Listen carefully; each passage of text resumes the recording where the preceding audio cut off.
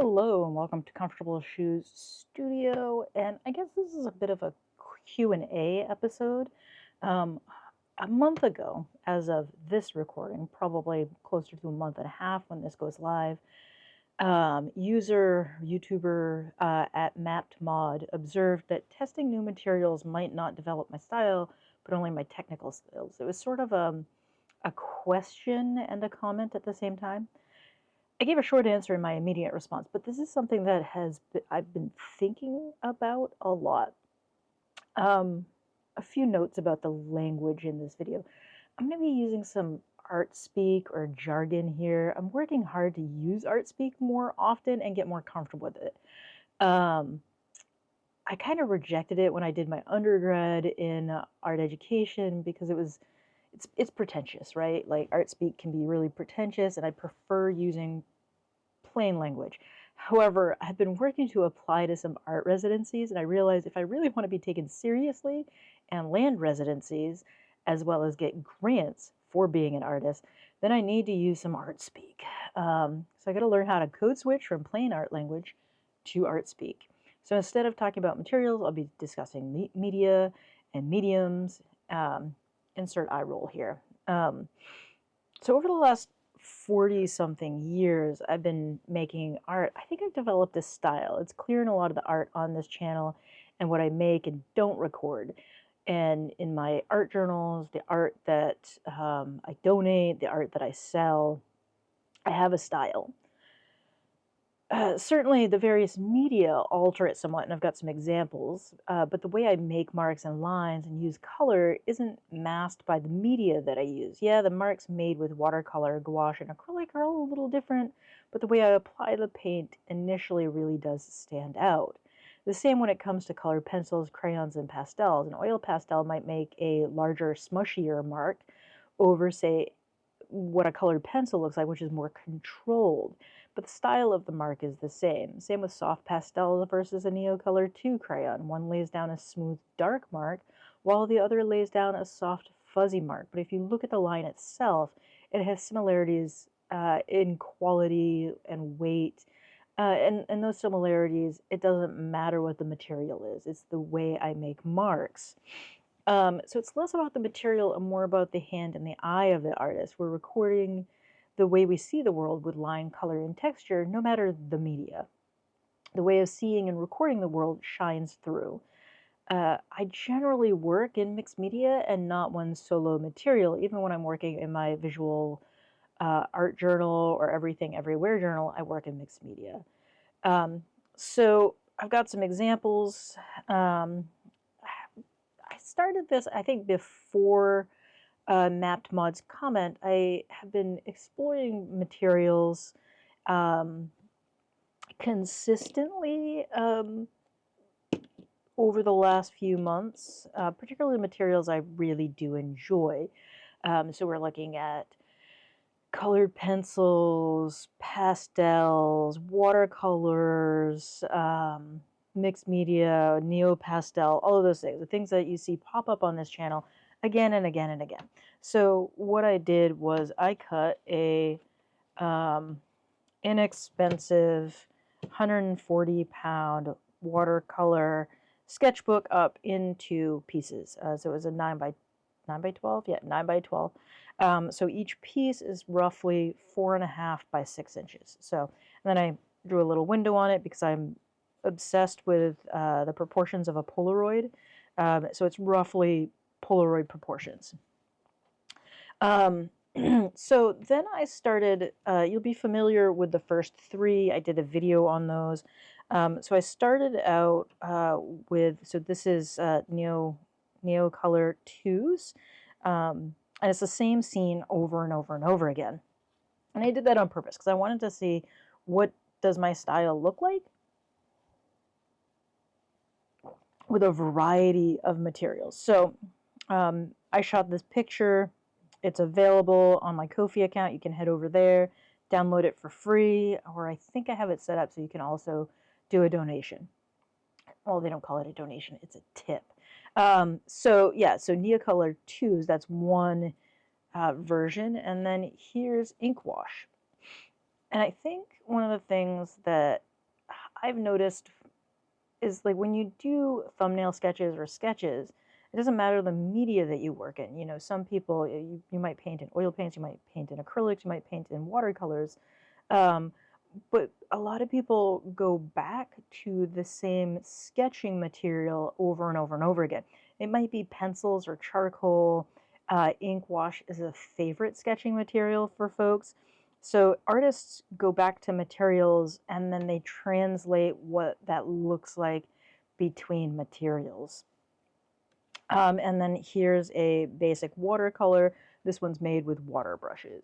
So I think you can see the similarities. I mean, outside of, it's the same scene, I think a lot of the way I make marks is the same. So here's a water brush and watercolor, and this is watercolor with a slightly nicer snappy round brush. So again, a little more control here, better brush, different coloration. But again, the mark making is similar. This is watercolor brush and markers. So it's a water-soluble brush-tipped marker. And again, you can see some of the similarities in how I make marks. This is watercolor and pen and ink. So a pen and ink drawing with a wash over it, and then clean it up with a little bit more ink at the end. So again, like you see the similarities in how these are made. Similarities here, similarities here, similarities across all three of them. And then here, this is Tim Holtz Distress Crayons. And this is pen and ink with a Fude nib. Here we've got Ohuhu water brush tip markers. One side is a brush tip, the other side is a chisel tip. That's a water soluble marker. This is an acrylic paint marker. You can also tell when I get frustrated with the materials. I get really frustrated with acrylic paint markers. They're not my favorite material for this sort of sketching. And then here we've got Inktense pencils. So again, similar mark making. It's a little more controlled because it's a pencil. And then a water brush over the top, similar colorations.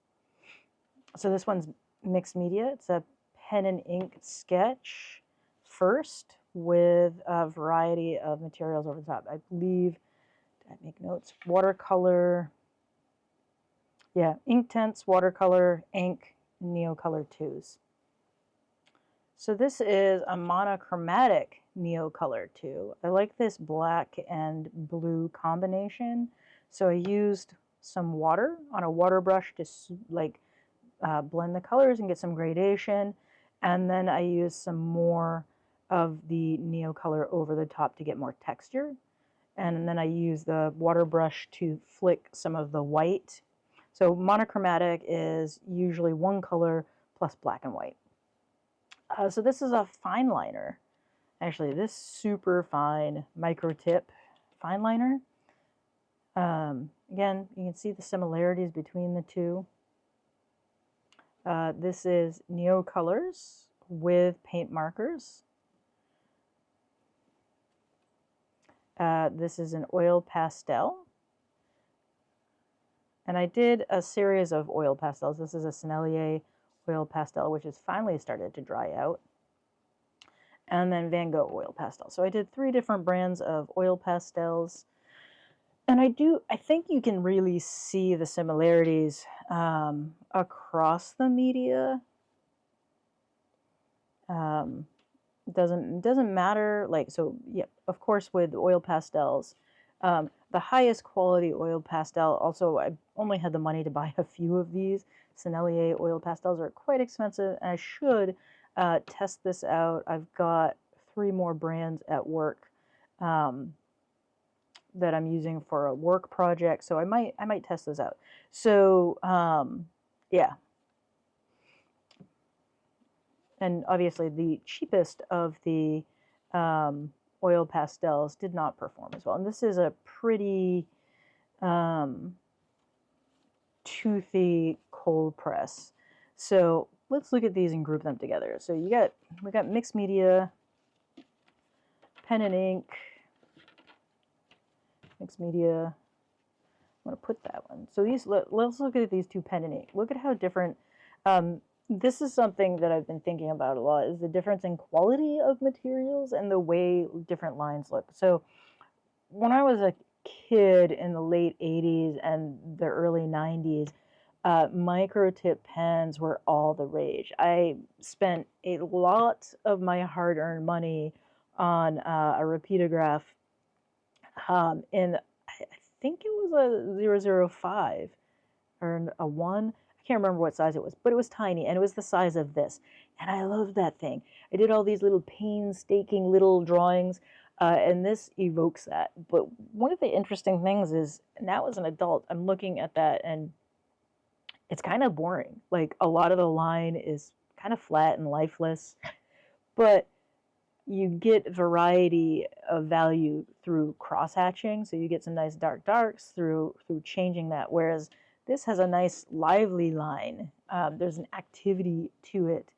But yet there's a lot of overlap in how I make these lines. You can see in the cross hatching in the fence here and here how there's a similarity in how I make those lines.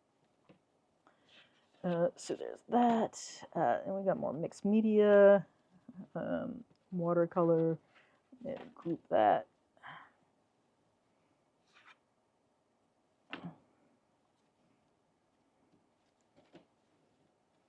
So yeah, I think that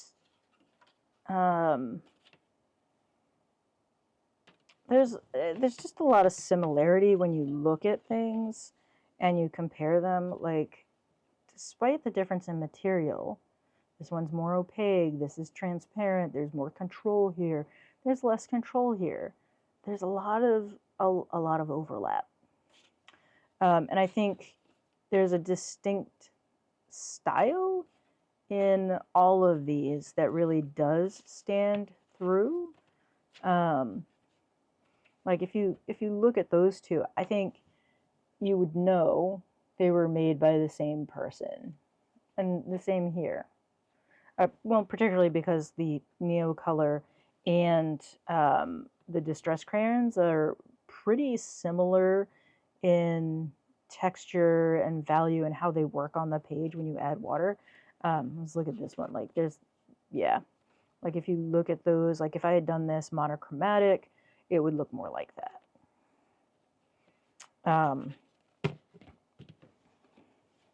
And then the two markers, very different styles of markers. This one actually has a fibery brush tip, and this is a solid tip that's flexible. It's interesting. But yeah, I think that no matter what material you're using, you're working on your style. Yes, I'm gaining technical skills in these materials, which is useful because I'm an art teacher in real life. Well, I'm an art therapist, kind of like tread the line between art teaching and art therapy in what I do with my day job. But I am, my undergrad is in art education. My graduate degree is a mental health counseling degree with a specialization in art therapy. So having a lot of technical skills is actually really useful to me in my professional life. So being able to say, like, all right, let's mix neocolors or watercolors and paint markers as a useful technical skill. Same with doing a pen and ink drawing and then adding a watercolor wash over the top of it. This is also something that I do on the regular with my urban sketching on my own. So I do think that you develop style as well as technical skills with your materials over time. So I've got a stack of 15 of these little drawings. These are going in my bag of art art pieces that are going to go out to Ko-fi supporters. So if you are a Ko-fi supporter, make sure that your address, or that I have your address, and I'll be sending you a envelope with some art.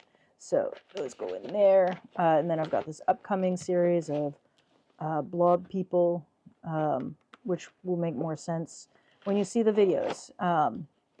So yeah, got a lot of art here to go out to supporters. So head on over to Ko-fi and check that out. So I hope that makes sense. I mean, I guess my short answer is you develop style and technical skills, and they can happen at the same time. I hope that makes sense. Thanks, and I'll catch you next time. Bye.